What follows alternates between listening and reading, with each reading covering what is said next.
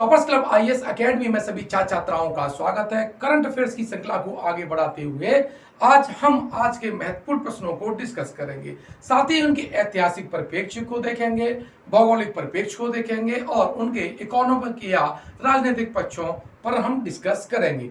Channel पर पहली बार आए हैं तो चैनल को सब्सक्राइब कर लीजिएगा और घंटी वाला बटन जरूर दबा दीजिएगा ताकि हमारे आने वाले हर वीडियो का नोटिफिकेशन आप तक पहुंचता रहे। चलते हैं सीधे प्रश्न पर और पहला प्रश्न है कि प्रवर्तन निदेशालय के निदेशक कौन है जिसका कार्यकाल बढ़ा दिया गया है।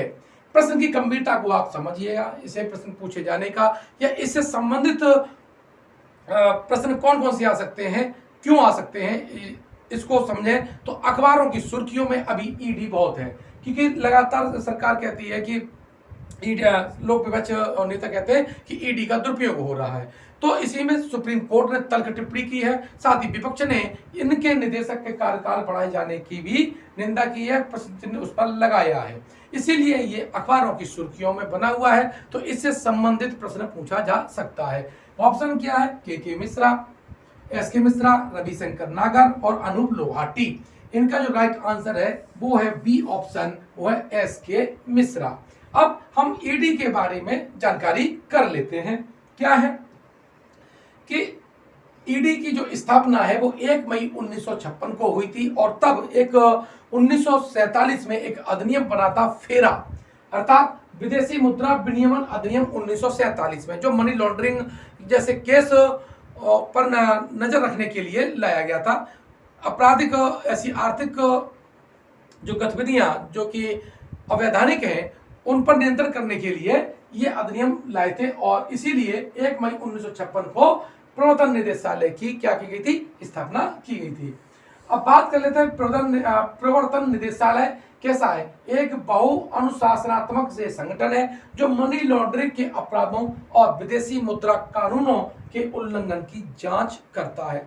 लेकिन महत्वपूर्ण प्रश्न यूपीएससी के लिए, पीसीएस के लिए या आपके सुपर टेट जैसे भी यहाँ पर करंट अफेयर्स आता है, बहुत गंभीर प्रश्न है यह वाला कि ये जो ईडी है वो वित्त मंत्रालय के अधीन एक विभाग आता है, राजस्व विभाग। या रियलिटी में ये इस विभाग के अधीन कार्य करता है।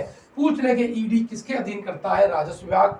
ठीक है, तो आंसर क्या हो जाएगा आपका? राजस्व विभाग हो जाएगा। अब यहाँ से और क्या क्या जानकारी मिल सकती है आपको, तो यहाँ पर कुछ पॉइंट मैंने इसमें नोट किए हुए हैं कि भारत सरकार की एक प्रमुख वित्तीय जांच एजेंसी है, यानी ये फाइनेंशियल क्राइम उसकी जांच ये करती है। इसका मुख्यालय कहाँ पर है? तो इसका मुख्यालय आपका नई दिल्ली में है। कहाँ पर है? नई दिल्ली, भारत की राजधानी में है। और इसका जो हेड होता है उसे हम निदेशक कहते हैं।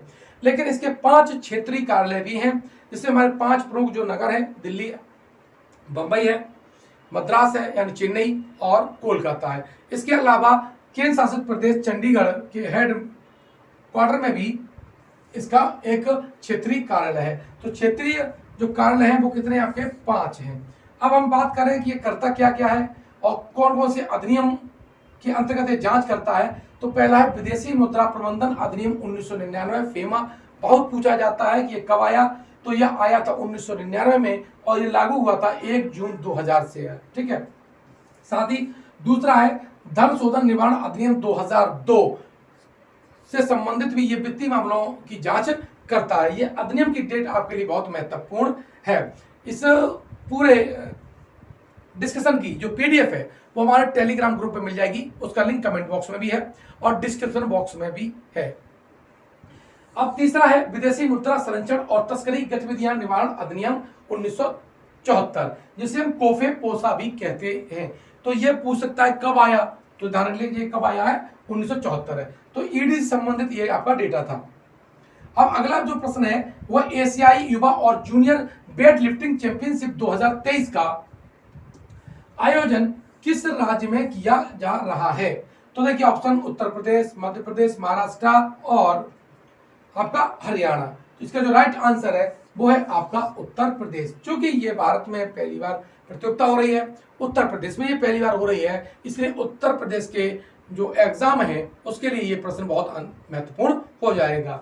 अब इसके अन्य तथ्यों की बात कर लें तो केंद्रीय युवा कार्यक्रम और खेल मंत्री हैं अनुराग सिंह ठाकुर उन्होंने 27 जुलाई को एशियाई युवा एवं जूनियर भारोत्तोलन चैंपियनशिप का उद्घाटन किया। कहाँ किया? तो ग्रेटर नोएडा स्थित गौतम बुद्ध विश्वविद्यालय में। अब इसका यह डेट भी पूछी जा सकती है कि ये प्रतियोगिता कब से और कब तक चलेगी। तो 27 जुलाई से शुरू हुई है और ये 5 अगस्त 2023 तक ये कंप्लीट होगी। तो ये इससे संबंधित अन्य महत्वपूर्ण तथ्य थे जो कि विभिन्न एग्जामों में पूछे जा सकते हैं।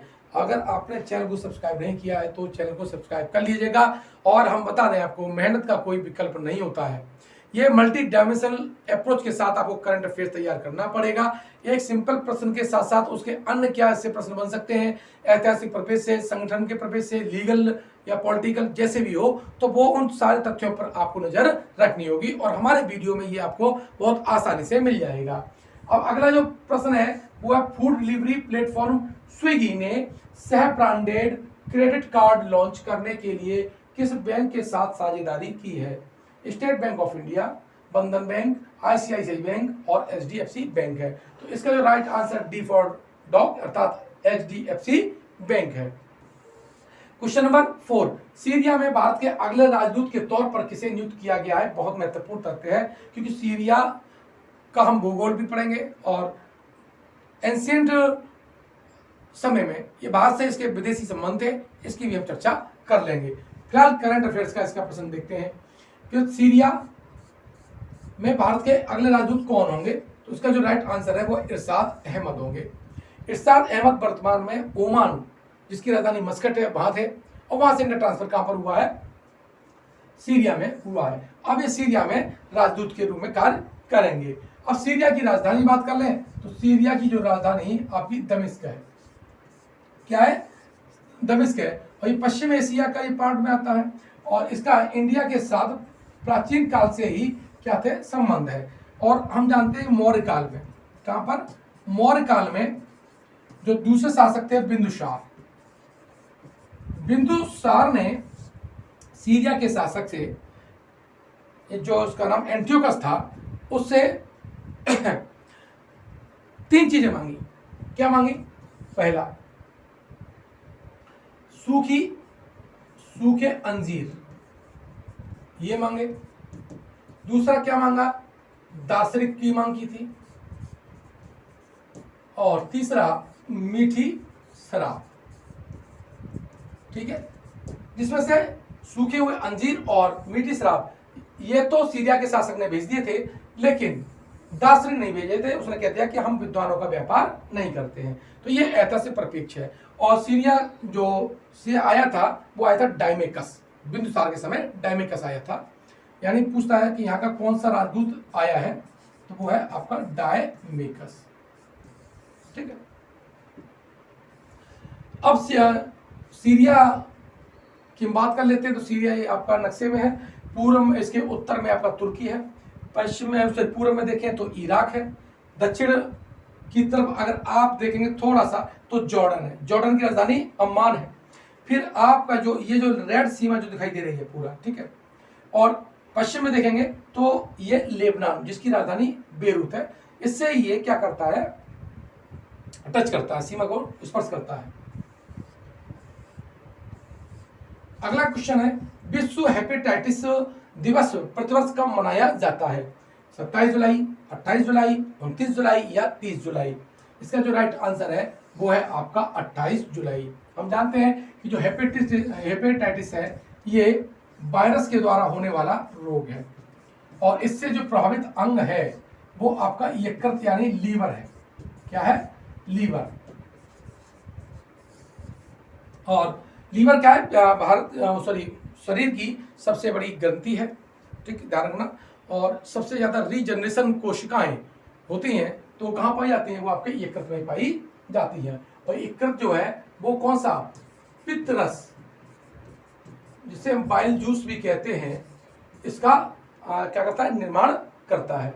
ठीक है। अब विश्व हेपेटाइटिस की हम बात करें तो ये 28 जुलाई को क्यों मनाया जाता है? तो इसके परिप्रेक्ष्य में अगर हम देखें तो इस दिन इसके जो वायरस के जो खोजकर्ता थे उनका नाम था डॉक्टर बारूक ब्लमबर्ग।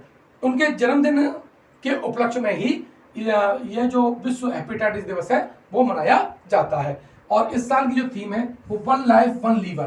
कौन सी है? 1 लाइफ 1 लीवर, ये इस साल की इसकी थीम है। अब देखते हैं अगला क्वेश्चन कि केरल स्टार्टअप मिशन ने फिनटेक स्टार्टअप को बढ़ावा देने के साथ समझौता किया है। किसके साथ समझौता किया है? नीति आयोग, मेटा, IFSCA या गूगल। तो इसका जो राइट आंसर है वो है IFSCA। IFSCA नीति आयोग 2015 में गठित हुआ था और इसने योजना आयोग का स्थान लिया था। गैर सांविधिक निकाय है। मेटा फेसबुक की बिजनेस इकाई है। गूगल को आप जानते ही हैं। अब क्वेश्चन नंबर है, दुनिया में सबसे बड़े म्यूजियम युगीन भारत का निर्माण किस शहर में किया जा रहा है? नई दिल्ली, जयपुर, मुंबई और लखनऊ। इसका जो राइट आंसर है वो है नई दिल्ली, अर्थात इसका ऑप्शन ए इसका सही है। अब इससे संबंधित और क्या क्या तथ्य हैं तो हम देख लें कि नरेंद्र मोदी ने दुनिया के सबसे बड़े म्यूजियम युगीन भारत के निर्माण की घोषणा की है। ठीक है, इसमें 8 ब्लॉक होंगे जिसकी एक विशेष थीम होगी। साथ ही म्यूजियम में 5000 साल के इतिहास को दर्शाया जाएगा। यह म्यूजियम 1.17 लाख वर्ग किलोमीटर में तैयार किया जाएगा। सब देखिए, अब मैं अपने मतलब की बात कर लेता हूं कि हमारे चैनल को आप सब्सक्राइब कीजिएगा, वीडियो अच्छा लगे तो शेयर कीजिएगा, लाइक कीजिएगा और कमेंट कीजिएगा। साथ ही आपको बता दें आपको कि टॉपर्स क्लब IAS एकेडमी नाम से ही हमारा क्या है यूट्यूब चैनल है जो आप देख रहे हैं, इसको सब्सक्राइब कर लीजिएगा। अगर ये वीडियो आप फेसबुक पर देख रहे हैं तो हमारे फेसबुक पेज को लाइक कीजिएगा और हम वहाँ पर लगातार क्विज, मैटर जो करंट अफेयर्स है और GS का जो पोर्शन लगातार डालते रहते हैं। तो फेसबुक पर भी आप मिल सकते हैं हमें, हमारे यूट्यूब चैनल पर भी आपको मिल जाएगा और टेलीग्राम ग्रुप जिसकी लिंक डिस्क्रिप्शन बॉक्स में दे रखी है, वहाँ से भी आप नियमित रूप से फ्री टेस्ट दे सकते हैं। प्ले स्टोर पर जाएंगे तो toppers club IAS academy mobile app है, वहाँ पर हमारा पेड वर्जन और फ्री ऑफ कॉस्ट वर्जन भी मिल जाता है। कुछ चीज़ें हम वहाँ फ्री देते हैं और कुछ चीज़ें आपको थोड़े धनराशि के साथ उपलब्ध कराते हैं। आपने इस वीडियो को देखा, बहुत बहुत धन्यवाद। मिलते हैं नेक्स्ट